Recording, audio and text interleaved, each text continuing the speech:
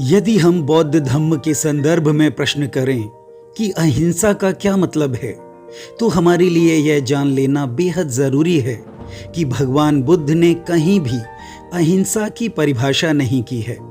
सही बात तो यह है कि उन्होंने बहुत ही कम मौकों पर निश्चित शब्दावली में इस विषय पर चर्चा की है। हम परिस्थिति जन्य साक्ष्यों के आधार पर ही यह कह सकते हैं कि गौतम बुद्ध अहिंसा जैसे विषय पर अपनी क्या राय रखते थे। भगवान बुद्ध भिक्षा में मिले मांस से कोई परहेज नहीं करते थे। उन्हें मांस ग्रहण करने पर कोई आपत्ति नहीं थी। उनका कहना था कि यदि भिक्षु किसी प्रकार से भी किसी जानवर की हत्या से संबंधित नहीं है तो वह भिक्षा में प्राप्त मांस को ग्रहण कर सकता है।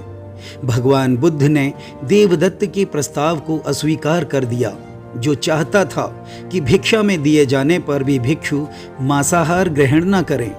महात्मा बुद्ध यज्ञों में पशु हिंसा के विरोधी थे। वह पशु बलि, सर्प बलि और नर बलि की कठोर शब्दों में निंदा करते थे। उन्होंने स्वयं कहा है कि सबसे मैत्री करो ताकि तुम्हें किसी प्राणी को मारने की आवश्यकता ही न पड़े। यह अहिंसा के सिद्धांत के कहने का स्वीकारात्मक ढंग है।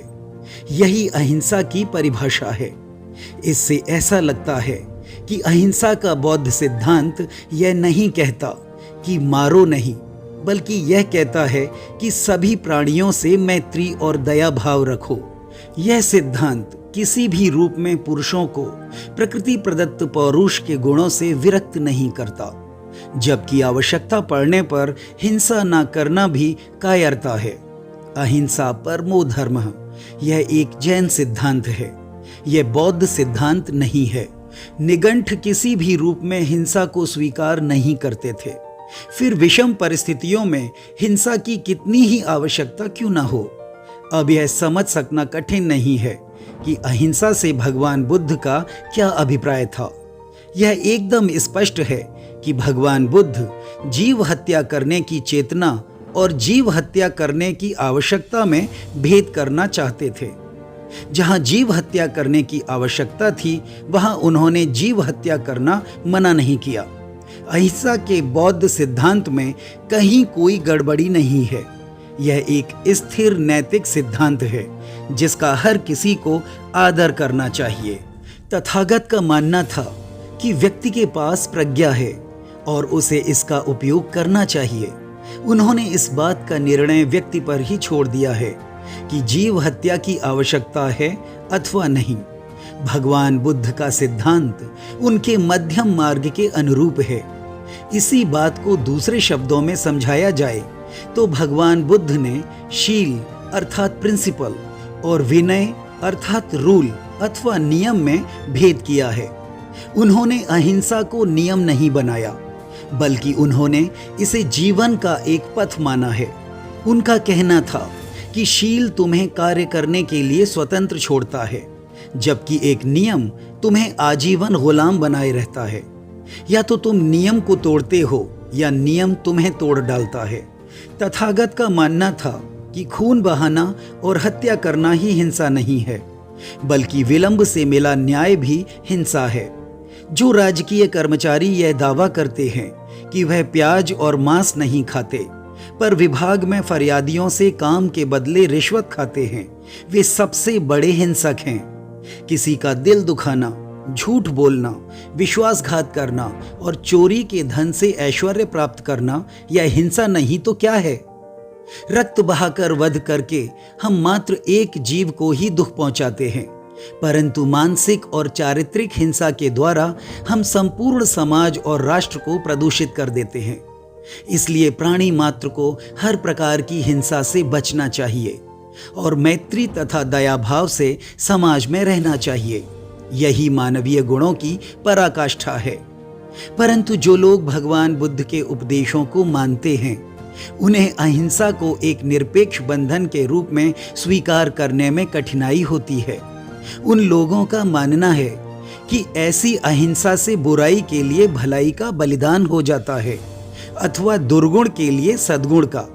यह एक महत्वपूर्ण प्रश्न है कि उत्तर पूर्वी एशिया के बौद्ध देशों के लोग अहिंसा को किस रूप में समझते हैं और किस प्रकार व्यवहार करते हैं।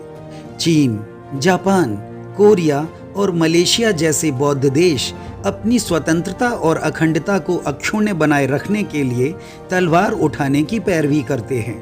वहीं सिंहल द्वीप अर्थात श्रीलंका के भिक्षु स्वयं लड़े और उन्होंने अपने लोगों को विदेशी आक्रमणकारियों के विरुद्ध लड़ने के लिए कहा। दूसरी ओर बर्मा अर्थात म्यांमार के भिक्षुओं ने विदेशी आक्रमणकारियों से लड़ने से इनकार किया और लोगों को भी न लड़ने के लिए कहा। लेकिन वर्तमान म्यांमार में परिस्थिति जन्य हिंसा से बचने के लिए म्यांमार के बौद्ध भिक्षु अशीन विराथू ने अपने लोगों को अपना अस्तित्व बचाए रखने के लिए हिंसा को प्रयोग में लाने का आह्वान किया है। यही वजह है कि हिंसा और जीव हत्या की चेतना वाले रोहिंग्या आज बड़े पैमाने पर म्यांमार को छोड़कर भाग रहे हैं।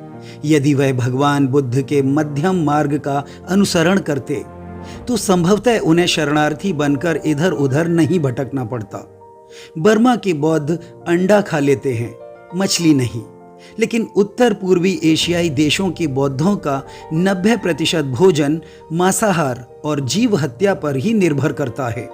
उनके लिए जीव हत्या और अहिंसा का पालन कर पाना संभव ही नहीं है।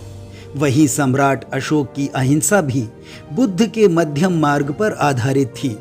वे एक हाथ में तलवार लेकर साम्राज्य विस्तार और उसका संचालन करते थे, तो दूसरे हाथ से बुद्ध की करुणा, दया और शील को जन जन तक पहुंचाते थे। धम्म का पालन करते हुए भी उन्होंने पश्चिमोत्तर प्रांत के आटविकों को सबक सिखाया था। सम्राट अशोक के बाद इस धरा पर जितने भी शासक हुए वे जम्बू द्वीप की स्वतंत्रता और अखंडता को अक्षुण्ण न रख सके और उनके द्वारा अर्जित महान धरोहर शीघ्र ही दास्ता की बेड़ियों में जकड़ गई। अहिंसा इसी प्रकार समझी जाती है और व्यवहार में आती है। वही भगवान बुद्ध के अहिंसा सिद्धांत को लेकर ऐसी ही स्थिति है।